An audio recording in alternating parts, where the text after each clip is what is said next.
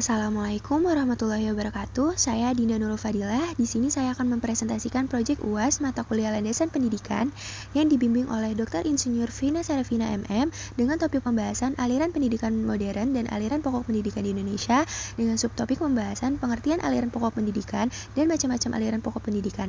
Baik, langsung saja kita ke materinya. Ringkasan materi. Aliran pendidikan modern mencakup berbagai pendekatan dan teori yang berfokus pada pembaruan. Adapun macam-macam aliran pendidikan modern yaitu progresivisme, esensialisme, rekonstruksionalisme, perennialisme, dan idealisme. Aliran pokok pendidikan di Indonesia merupakan sebuah sistem pendidikan yang mencakup jalur pendidikan formal yang diberikan oleh pemerintah. Adapun macam-macam aliran pokok pendidikan di Indonesia diantaranya adalah perguruan kebangsaan taman siswa serta perguruan tinggi INS Kayu Tanam. Selanjutnya ada learning outcome. Yang pertama, dapat memahami pengertian aliran pendidikan modern dan aliran pokok pendidikan di Indonesia. Yang kedua, dapat mengetahui macam-macam aliran pendidikan modern. Dan yang terakhir, dapat mengetahui macam-macam aliran pokok pendidikan di Indonesia. Selanjutnya ada subtopik yang pertama, yaitu pengertian aliran pokok pendidikan di Indonesia. Aliran pokok pendidikan di Indonesia merupakan sebuah sistem pendidikan yang mencakup jalur pendidikan formal yang diberikan oleh pemerintah. Aliran ini mencakup pendidikan dasar, menengah, hingga pendidikan tinggi. Aliran pokok pendidikan ini bertujuan untuk memberikan wawasan dan pengetahuan yang komprehensif kepada siswa agar dapat mengembangkan potensi mereka secara optimal. Selanjutnya, ada subtopik yang kedua yaitu macam-macam aliran pokok pendidikan di Indonesia. Di Indonesia terdapat dua aliran pokok dalam sistem pendidikannya, yaitu yang pertama perguruan kebangsaan taman siswa dan ruang pendidikan Institut Nasional Survey atau INS Kayu Tanam.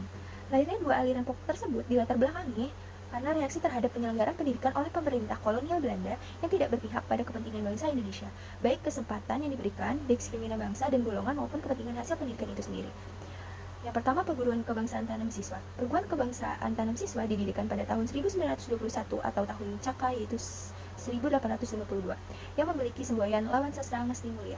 Setahun kemudian, pada tanggal 3 Juli 1922 di Yogyakarta, muncul organisasi bernama Persatuan Taman Siswa yang memiliki semboyan Suci Teta Ngesti Tunggal. Secara lengkap, nama perguruan itu adalah National Urgent Institute Taman Siswa. Tokoh yang mendirikan perguruan ini tak lain adalah Raden Mas Suwardi Sujadiningrat atau lebih dikenal sebagai Ki Hajar Dewantara. Sebagai tokoh penggerak nasional, Ki Hajar Dewantara tidak ragu mencantumkan kata nasional pada nama perguruannya.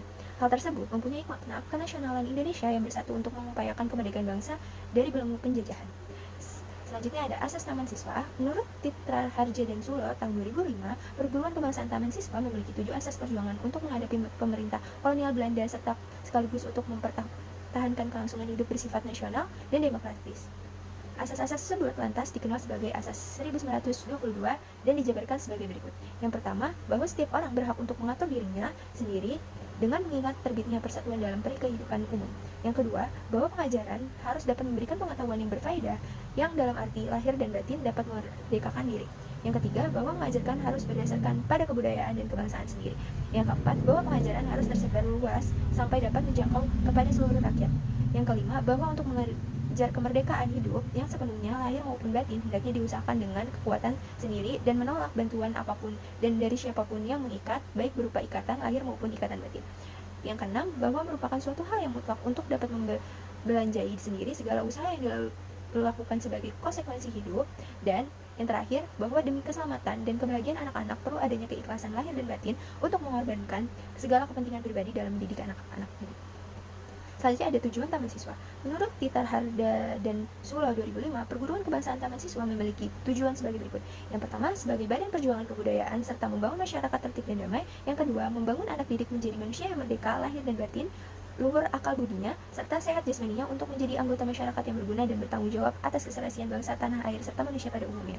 Dan selanjutnya ada upaya-upaya yang dilakukan taman siswa. Yang pertama, menyelenggarakan tugas pendidikan dalam bentuk perguruan dari tingkat dasar sampai tingkat tinggi. Yang kedua, mengikuti dan mempelajari perkembangan dunia di luar taman siswa. Yang ketiga, menumbuhkan lingkungan hidup keluarga taman siswa sehingga dapat tampak wujud masyarakat taman siswa yang dicita-citakan. Yang keempat, meluaskan kehidupan taman siswa di luar lingkungan masyarakat perguruan. Yang kelima, menjalankan kerja pendidikan untuk masyarakat umum dengan dasar-dasar dan hidup taman siswa. Yang keenam, mengusahakan terbentuknya pusat-pusat kehidupan kemasyarakatan dalam berbagai bidang kehidupan dan penghidupan masyarakat. Selanjutnya yang kedua ada Ruang Pendidik Institut Nasional Survey atau INS Kayu Tanam. Ruang Pendidik Institut Nasional Survey atau INS didirikan oleh seorang tokoh bernama Muhammad Syafei pada tanggal 31 Oktober 1926 di Kabupaten Padang Pariaman, Sumatera Barat. INS Kayu Tanam adalah satu sekolah modern musyawarah nasional yang memiliki peranan cukup besar dalam perkembangan dunia pendidikan Indonesia, khususnya di Sumatera Barat.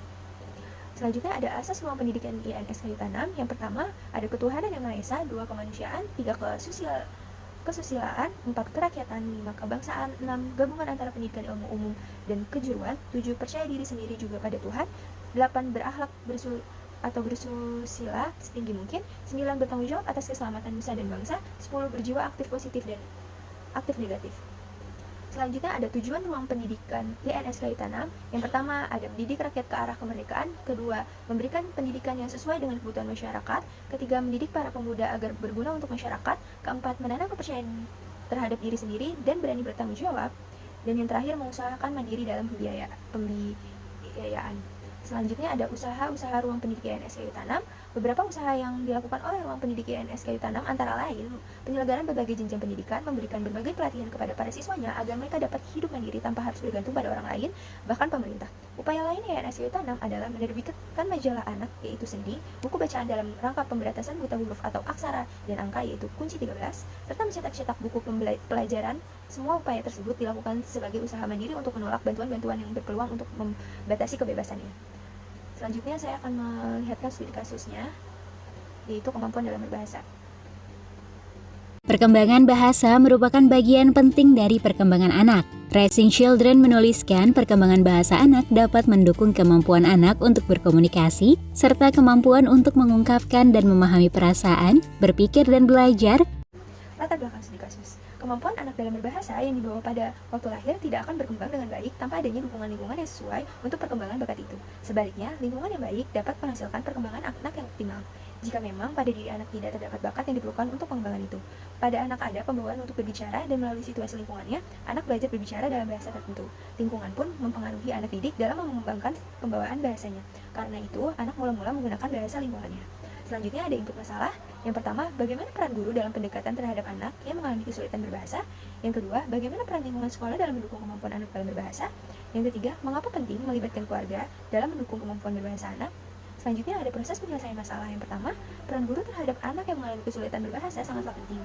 Guru harus peka terhadap tanda-tanda awal kesulitan berbahasa pada anak.